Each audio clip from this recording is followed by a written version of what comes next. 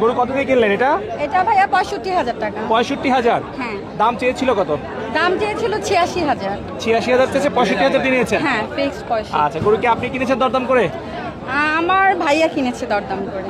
ভাইয়া কিনেছে? হ্যাঁ। কে কে আসছেন গরু কিনতে? আমার হাজবেন্ড, ভাইয়া, আমার বাচ্চারা আর আমি। আচ্ছা, গরু পছন্দ করেছে কে? গরু পছন্দ করেছে বাচ্চারা।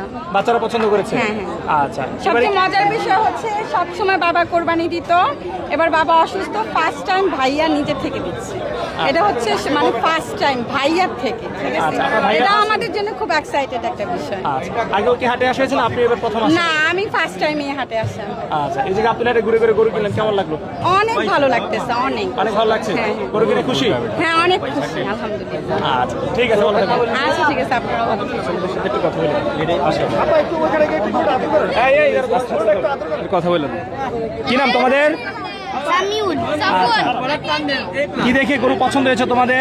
গরু লাল কালার আর লাল কালার বড়। সবসময় কি লাল কালারের গরু কুরবানি তো তোমরা?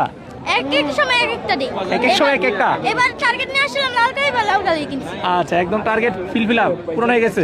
জি। খুশি? হ্যাঁ। আচ্ছা, ঠিক আছে, ভালো থেকো।